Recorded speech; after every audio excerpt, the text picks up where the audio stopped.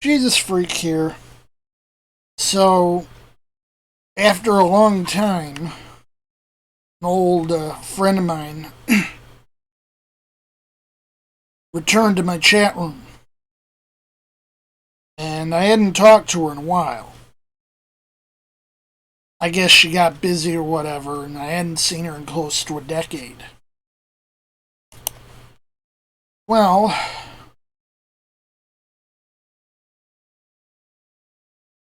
randomly talking about stuff, we got into a conversation about fancy Bibles and stuff.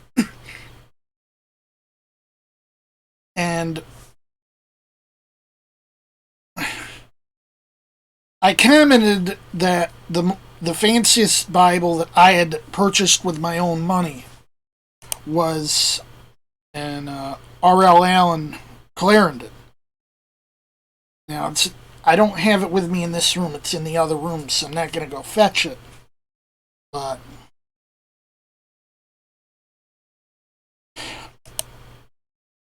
I told her how much it cost me, and she said, "That's a very expensive Bible. That's not the most expensive one they have. At that price, I expect to have illuminations and such." I said, "Nah, it's just a fancy cover. Also, that it's printed in the Netherlands instead of China." And she showed me a Bible she had that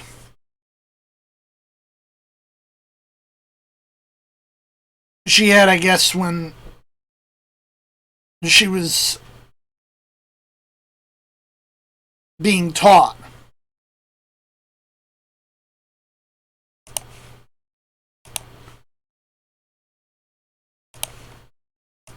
Now, of course, it was a Catholic Bible. She's Brazilian, and most Brazilians, if they're anything, are Catholic.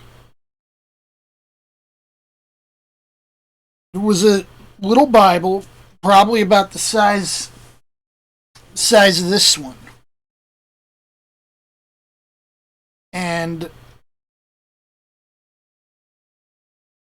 it had center column references.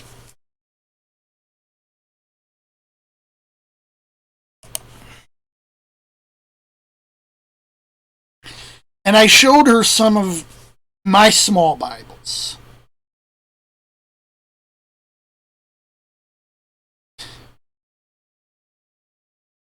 And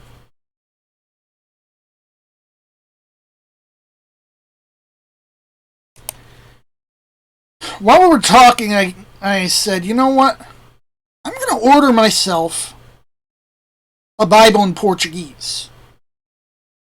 I can't speak Portuguese. I can kind of sort of read it because, well, Portuguese is a Romance language.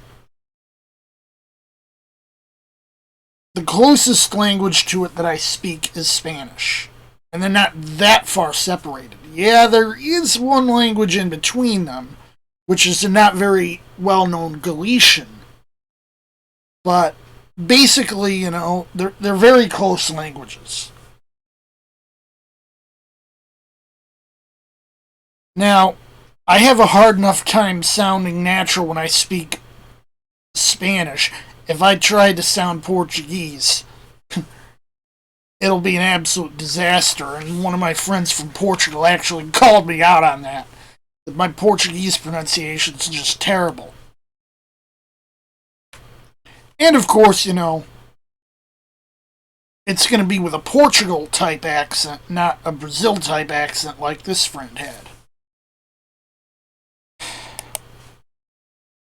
So I ordered the Bible last night about quarter to midnight.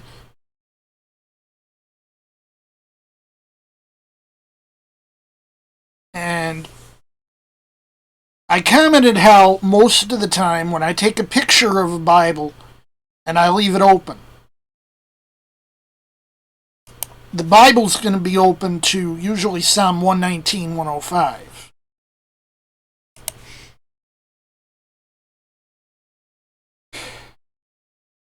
We took a look at the translation of Psalms between two different translations, one she had and one that's on unbound.biola.edu. And they were really different translations. And I looked at, Psalm 127, which I translated it on the fly out of Portuguese. Of course, the wording is the same as it would come out in the King James. I translated, Isso paz, mas quando falo é sempre guerra. I can't pronounce Portuguese well. I am for peace, but when I speak, they are for war.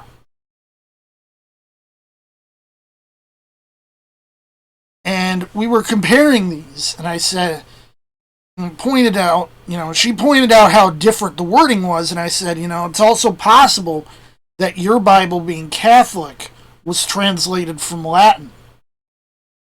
The Vulgate doesn't generally differ that much from the Masoretic Hebrew, except in Psalms, where it was cross-translated from Greek. And of course, the Greek translation of the Old Testament is very loose and has a tendency to reduce the use of metaphor. And, that makes it easier to understand, but you lose so much. Hebrew is a language that's very dependent on metaphor, to the point that sometimes it sounds like, Darmok and Jalada Tanagra, if Star Trek fans out there. Anyway,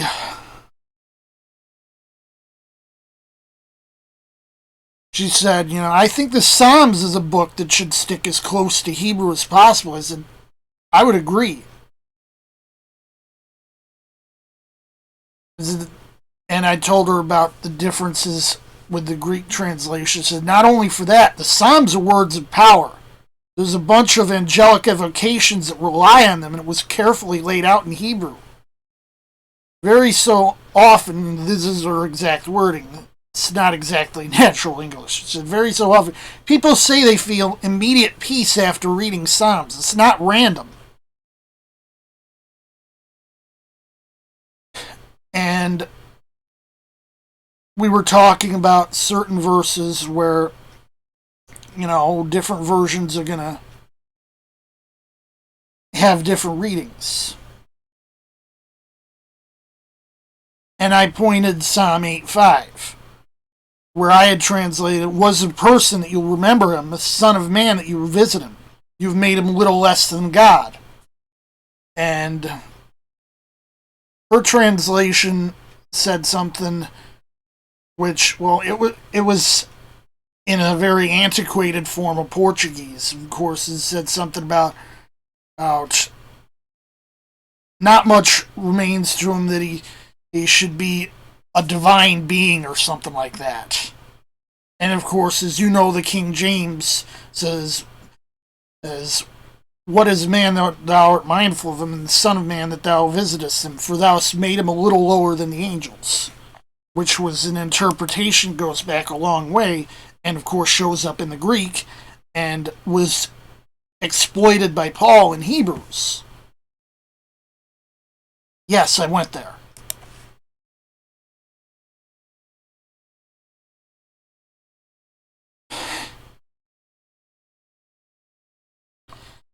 Now, she made a suggestion. I'm like, I don't know if I'd be able to pull that off, but it would be interesting to see.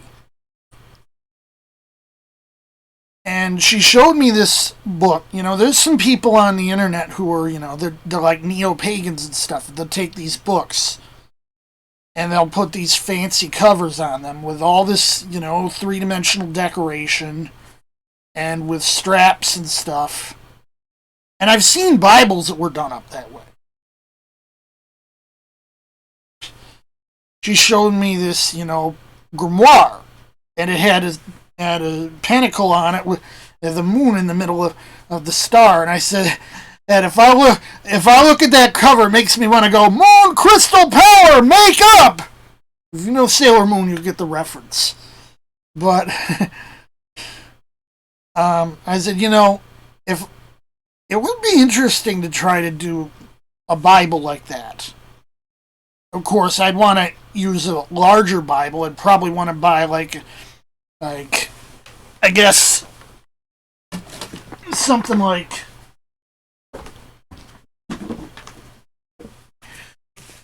a cheaper version of maybe this Bible. If I were gonna, rebind it like that. Something, big and meaty.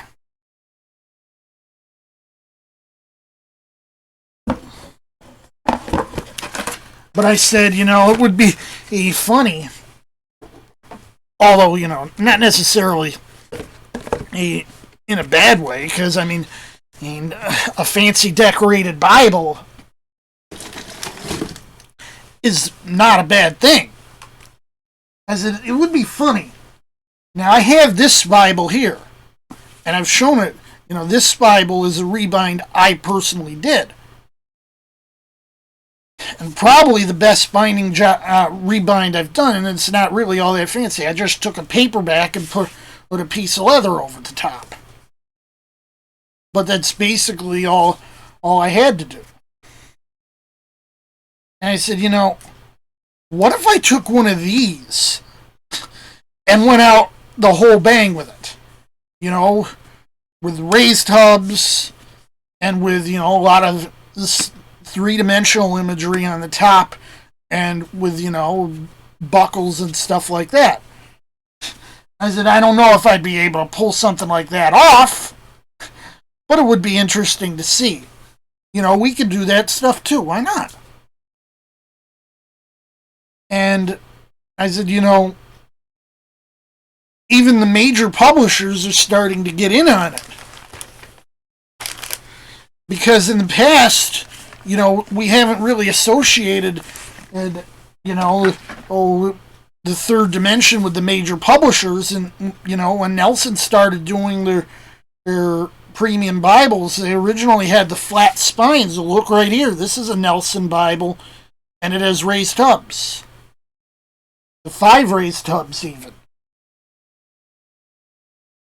Which, of course, for a long time was basically just a trademark of local church and church Bible publishers, where they, had the 5 hubs plus a little boomp at the top and another little boomp at the bottom, which they said, that's to have, 7 things on the spine, because 7.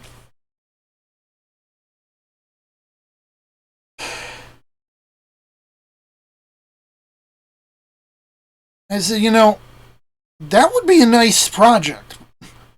But I think, I'm not sure I'm artistic enough for that.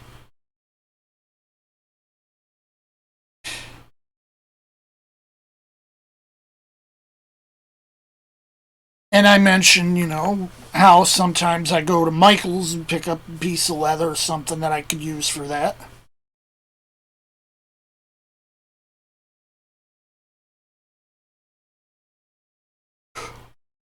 I don't know. Maybe it'd be worth a look.